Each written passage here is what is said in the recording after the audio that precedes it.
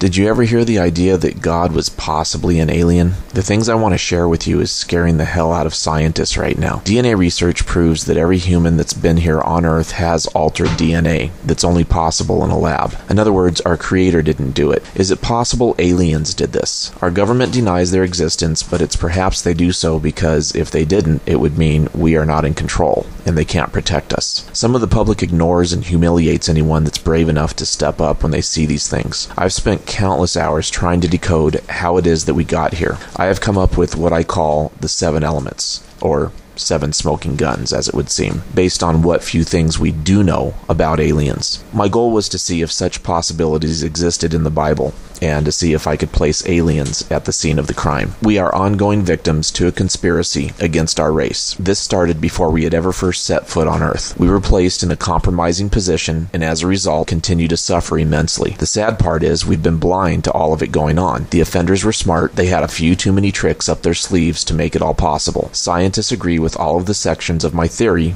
but no one has ever put all the pieces together until I have now. A few of my scholar friends and I have shared our knowledge on what I'm presenting. There are some things I would have to bring you up to date on before I can explain the heinous thing that's been done to us. It's very deep, very complex, and you do have to have an open mind. It would help if you had a prior knowledge or at least some understanding about power, control, advanced technology, altered genes in our DNA, surrogacy, religion, the functioning 10% of our brain's capacity, God, the Bible, aliens, and day-to-day living here on Earth. Yes, as weird as it sounds, these things are all related, but in a devious and evil way. Questions have repeatedly come up about the idea that maybe Earth is not our home planet. Without a doubt, that is correct. In case you never realized it, our entire existence on this planet has only been possible through overlooked, redundant adaptation. Oftentimes, we have adaptation on top of adaptation on top of adaptation. You can see this in the way we adapt to live. The food we eat and processing are all clues as well. If I had to, I could produce probably hundreds if not thousands of examples, but it should be obvious. It means this is not our home. Perhaps the first and most obvious clue is that we're wearing clothing. Take a look at shoes. We made them,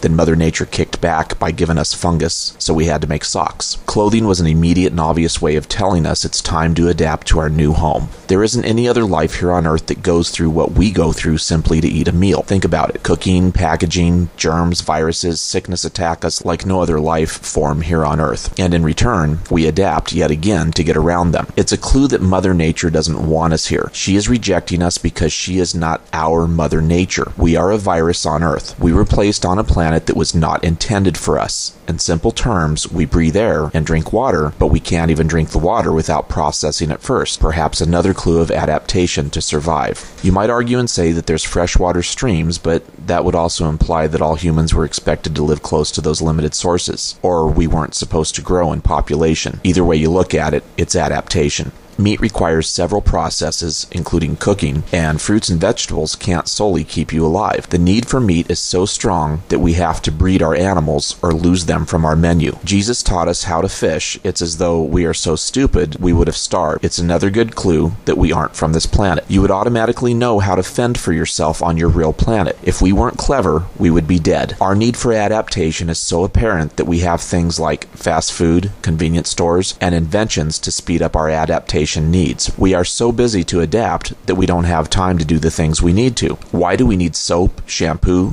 toothpaste, and deodorant, but other life doesn't? These, of course, are all clues that tell you about differences in the way that your home planet might be. Milk is an excellent example. Look at the processes listed for milk. Homogenized, pasteurized, fortified, and you can get it optionally and lactose-free as well. Some don't agree with my direction on this, and after deductive reasoning, we always end up with the fact that if we all owned a cow, we don't need processing. I don't think our Creator expected each of us to own our own cow. While it's true that our growth and industry need for accessibility has forced processing, it also means we weren't supposed to grow. Either way you look at it, milk wasn't intended for us. Even if you understand this point, you might miss the big picture. Our relying on adaptation to make milk goes much deeper. We do need milk. I'm not saying don't drink milk. I'm saying we rely on it because there's something lacking here on Earth for our intended menu. Obviously because our menu is on another planet. We also breed our animals to keep up the stock, then we process it to make it safe to eat. Cooking is even a form of processing. We have to eat meat or we die. Seeing the overall picture is a clue. An interesting fact is that whoever put us here didn't want us to die. They wanted us to live. Well, barely. And that is also an important clue. true, it would appear that we were intentionally slowed down and set back. Just realize that leaving us in this position that we are in is a form of cruelty, not something that our real Creator would do to us. This, of course, also shortens our lives and exposes us to many problems, in addition to tying up most of our time in our day-to-day lives so that we can adapt. The Bible says that God put us here.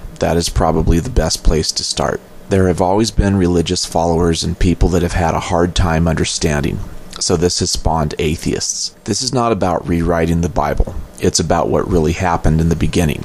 And I promise to give the most accurate findings that me and my scholar friends have looked at. It will, however, be unlike any you have ever heard, and you will not only agree but understand why we have had so many problems in the misunderstandings as well. I will use only facts when I present things, and if I have to draw my own personal conclusions, I will indicate what facts I have to support them. If you have accepted the fact that this isn't our planet, the next question, of course, is why and where are we from and how did we get here? According to the Bible, God placed us here. Of course, this is what we all believe, and until I presented you with this, you probably had no reason to think otherwise. It is obvious that the Bible was accurate and that God did put us here.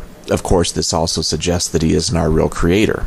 Why would our Creator put us in this torment? I assure you, He's not our Creator, and our real Creator would not do this to us. The Bible makes several references to God punishing us. It is perhaps another clue He's not our real Creator. Perhaps the toughest part I needed to crack was the beginning. It makes no sense that Adam and Eve were placed here. If they were from another planet, how could they not know? This was killing me to try to figure this part out. It's almost as though they didn't know where they had originally come from. Then it hit me. Transient global amnesia. It's a commonly reported fact amongst abductees. Oddly enough, it would also appear that they were abducted as well. Of course, it was obvious at this point aliens are well known for both of those elements. Two smoking guns right there. No one ever got to see God, and that is yet another clue that something might be wrong. It would seem like God was hiding when He talked to Moses through the Ark of the Covenant and the burning bush. The excuse was that His power was so great we could be harmed. I have found a plethora of facts that suggest He was lying. This has sparked wars and many problems on this tiny planet of ours. I understand it's not wise to call someone a liar unless you can prove it and back it up. I will do better than that. I will not only tell you why he was lying, but also disclose the workings of a conspiracy with a mad scientist. God wasn't just lying to us, He was a well-known enemy. We knew him. Well, at least his race anyhow. Oddly enough, everything in the Bible is accurate except our dealings and interactions with God. The fact is, people don't lie, but the person does. You have to use some common sense to understand what has happened here. It's not that the Bible is a lie, it's that we were lied to. God was our only problem all along. We were lied to over and over. Strangely enough, it's the same common sense rule that applies to our society today. You can trust people, but not the person. The magical things that happen in the Bible are almost all explainable by today's standards.